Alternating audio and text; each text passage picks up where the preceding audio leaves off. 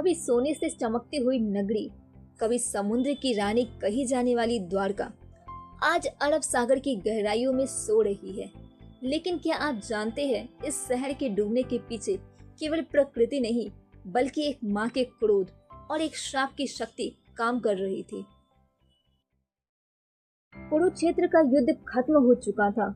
युद्ध भूमि में चारों ओर सिर्फ लाशें थी। हवा में धुआं, राख और मृत योद्धाओं की चीखें गूंज रही थी। गंधारी, एक ऐसी माँ जिसने अपने 100 पुत्र खो दिए थे, कृष्ण को अपने सामने देखकर रो पड़ी और कहा, हे माधव, आप होते हुए भी मेरे पुत्रों को मारने से नहीं रोक सके।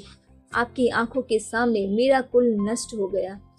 जैसे मेरे पुत्र आपस में लड़कर मारे गए, वैसे ही एक दिन आपके यादव कुल का भी विनाश होगा और आपकी प्रिय नगरी द्वारका, वो भी समुद्र में डूब जाएगी।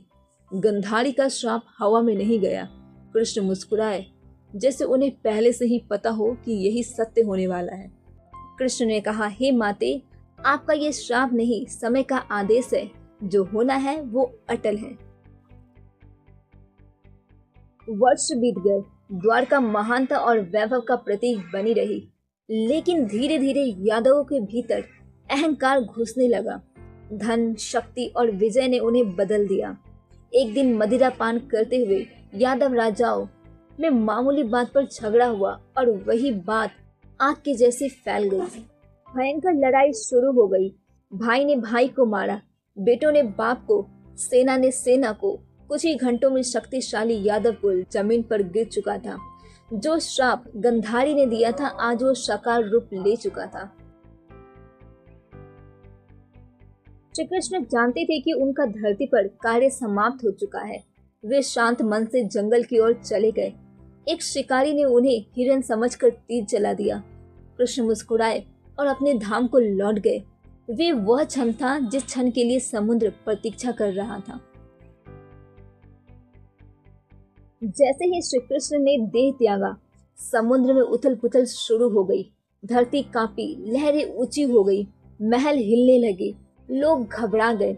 विशाल दरारें जमीन में खुलने लगी, मंदिरों के शिखर गिरने लगे, सोने से चमकते महल समुद्र में डूबने लगे। लोग चीखते चिल्लाते भागते रहे। समुद्र ने द्वारका को निगलना उसी तरह शुरू किया जैसे कोई माँ अपने खोए हुए बच्चे को वापस छाती से लगा लेती है। और कुछ ही घंटों में द्वारका, जो एक समय में दिव्य नगरी थी, अब समुद्र के तल में थी। गंधारी का श्राप, समय की लीला, विधि का विधान और कृष्ण का विदा, सबने मिलकर इस अद्भुत नगरी को पृथ्वी से मिटा दिया। 1983 में जब डूबी हुई द्वारका पर शोध किया गया तो कुछ अवशेष मिले, जैसे महल, प्राचीन दीवारें, पत्थर के स्तंभ, बंदरगाह, 9 किलोमीटर तक फैला विशाल प्राचीन शहर। हर प्रमाण यही कहता है, कभी यहाँ एक महान सभ्यता थी जो अचानक समुद्र में समा गई है। गंधारी का श्राप, कृष्ण की लीला और समुद्र की गहराई आज भी एक रहस्य छुपाए बैठी है। द्वारका सिर्फ डूबी नहीं, वह अनंत काल की कहानी बन गई है। कई लोग कहते हैं द्वारका डूबी नहीं, समय ने उसे छिपा लिया। कुछ कहते हैं जब श्री कृष्ण फिर आएंगे तो द्वारका फिर उठेगी, और कुछ कहते हैं यह श्राप सिर्फ एक प्रतीक था कि इस संसार में जो जन्म लेता है वो नाशवान है। आप क्या मानते हैं? हमें कमेंट करके जरूर बताएं। हरे कृष्णा।